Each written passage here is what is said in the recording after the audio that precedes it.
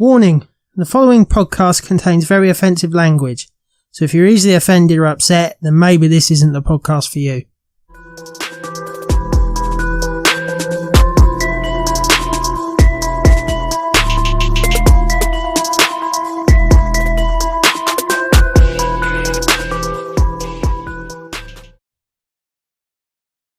So, this week's preview of the movies coming out this week starts with Guy Ritchie's new movie Aladdin, which is a remake of the 1992 animated Disney classic. Stars Mena Massoud of 2018's Jack Ryan series, the one with John Krasinski as the movie's protagonist Aladdin. It also stars Naomi Scott from 2017's Power Rangers as Princess Jasmine, the one that Aladdin tries to seek the love of. It also stars the effervescent genie Will Smith, played by Will Smith, and he's taken on the role that Robin Williams played in the original animated series, so that's going to be hard to follow. Also starring are Marwan Kenzari as Jafar, Nathan Negabun as the Sultan, Nazim Pendrad as Dahlia, Billy Magnussen as Prince Anders, Alan Tudyk, K2SO, as the voice of Iago, with Frank Welker, who plays Megatron in the Transformers movies, reprising his roles from the original animated series as Abu the Monkey, who's Aladdin's little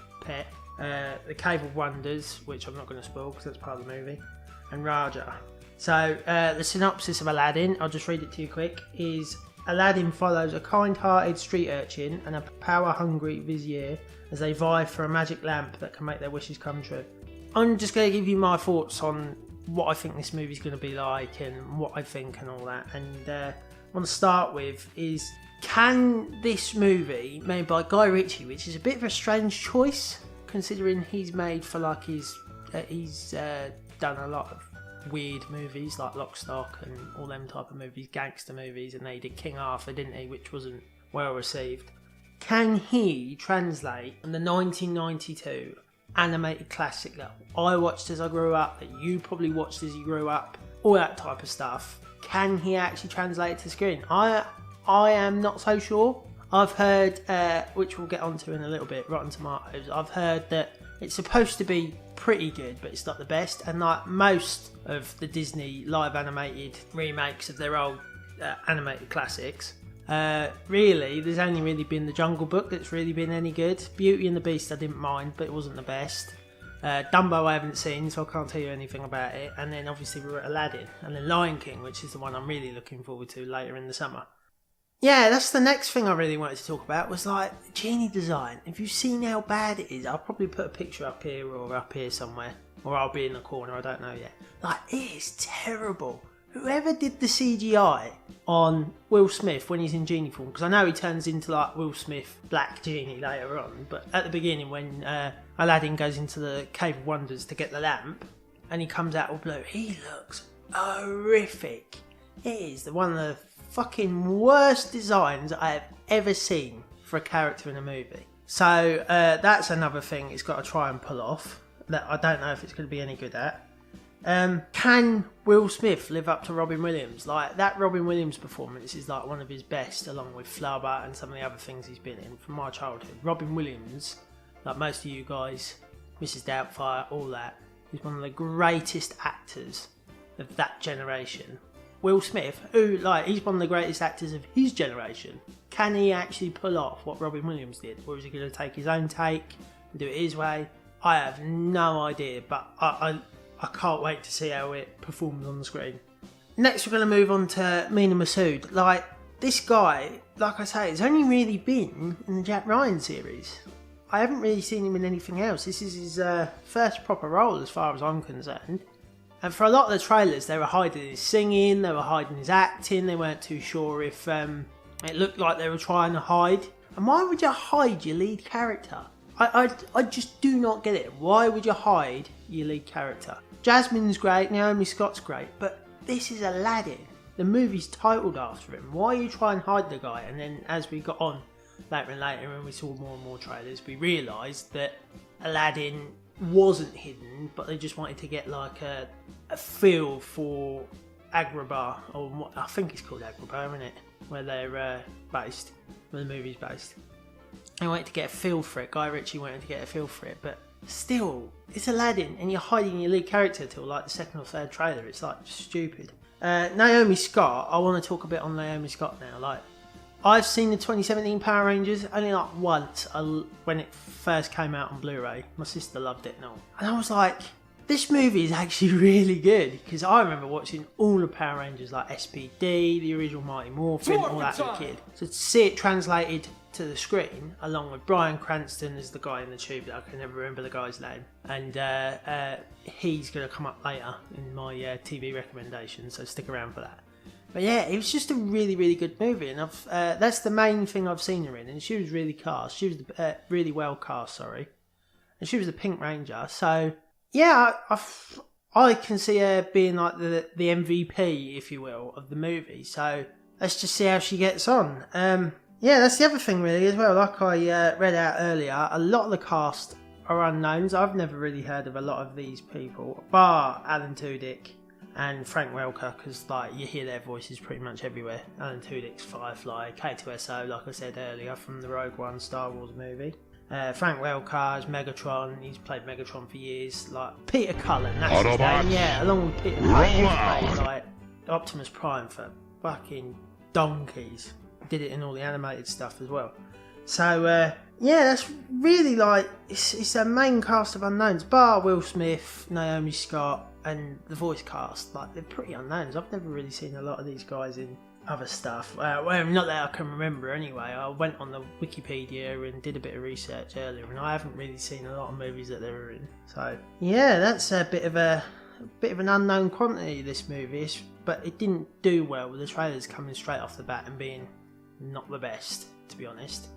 Yeah, that's really that point covered. Like I say, bringing Frank Welker and Alan Tudyk back is really good, because it provides some consistency from the 1992 version and provides some consistency from 1992 all the way through. So you pick up, like, it brings a nostalgia feel more than anything, doesn't it? So like, you remember what the Cave of Wonders sounded like. You remember what Abu sounded like. You remember what all the other, well, I say all the other, he's really playing three roles, and Alan Tudyk, you know his voice from most stuff anyway. It kind of brings the nostalgia factor, like the Chewie, we're home, from The Force Awakens with Han Solo. So it provides the consistency between the two movies, plus it also brings the nostalgia feel and brings you back to 1992 when you were a kid. Well, I wasn't alive, but I remember watching it as a kid anyway. So yeah, that's the main stuff. Now we're going to move on to some like smaller points that I'm not going to talk as broadly about. So firstly, we're going to talk about the music. Obviously, Aladdin is a musical. Like, you got A Whole New World and all the other ones. The Whole New World's the only one I really remember, because you got to think I haven't watched Aladdin since I was like knee-high to a grasshopper.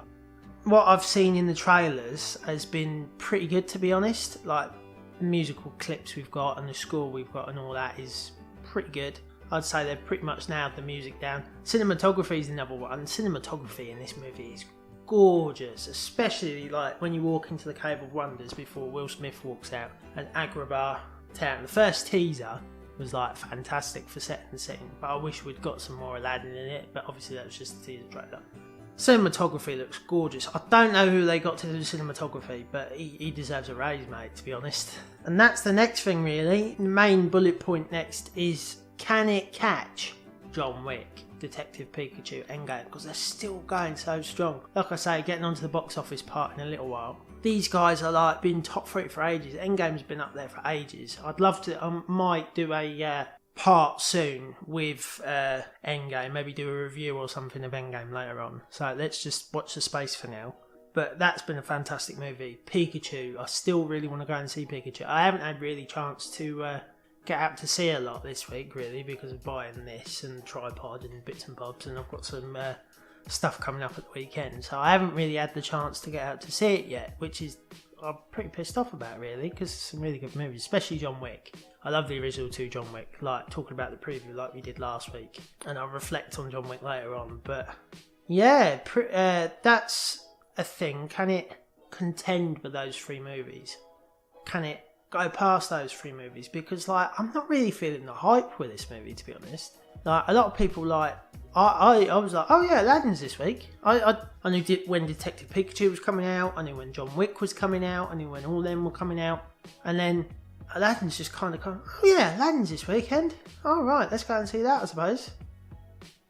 I don't know. So, yeah, can it keep up with them? I don't think it will. I've got to be honest. I'm going to put my opinion out there right now, and I don't think it will.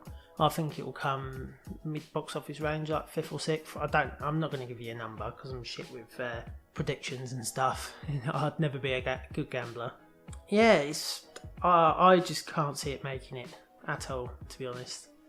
I think it's going to fall well short, and it's a shame really, but Disney picked the wrong time to put it out. That's why I'm like glad they put Lion King on its pretty much its own spot. I haven't really done like the research on when Lion King's coming out. What comes out that week? I know it's going to have Spider-Man Far From Home as a contestant. Is that the word? Well, it's going to be going up against Spider-Man Far From Home because Far From Home's 7th, I'd like to say, 7th of July. Lion King, David Crosby, Far From Home's the beginning of July. Like I said, it would be. What else has it got coming up? So, what's that? 2nd, 9th, 16th. So, it's going to have like, what, 2 or 3 weeks? Probably. But Far From Home's going to have 2 or 3 weeks and then Lion King comes out, I would say. So, it gives, like Endgame, when John Wick was coming out, it came out in the 3rd week, so it had a chance of beating it. So, I think with Far From Home, with it being into it's either its 2nd or 3rd week. I can't make the numbers out here. I'm terrible for numbers. Spider-Man Far From Home is going to have done the majority of its run, like Endgame had. But because Endgame was such a cultural event, it carried on and carried on and carried on like it still is now. Spider-Man Far From Home is probably going to do its 2x, then fade out. It's not going to make as much. It gives Lion King the opportunity to come in and pounce, irony there, on the number 1 spot, as this has kind of come out like the wrong time. You got Pikachu in its 2nd week. It's got Endgame still, which is like 4 or 5 weeks in the top of the chart. We've got Pikachu, which has been out a good couple of weeks now, 2 weeks. John Wick's 2nd weekend, this weekend. Oh yeah, and Detective Pikachu's 2nd weekend. That's what I'm trying to work out in my brain when my brain wants to work. So it's like, it's still got all these movies that still haven't really like completed their run yet. Like John Wick doesn't make tons and tons of money, I know that much, and we're not expecting Pikachu to make tons and tons of money, but still I don't think it's going to keep up with them, because people have been waiting for Pikachu. Me not necessarily, because I'm not as big on Pokemon anymore, but yeah, nobody's really been looking forward to Detective Pikachu, and nobody's really everybody's been looking forward to Detective Pikachu, and everybody's been looking forward to John Wick and all. So why would you go and see Aladdin when you've still got John Wick, Pikachu and Endgame in the cinema? It just doesn't make sense to me.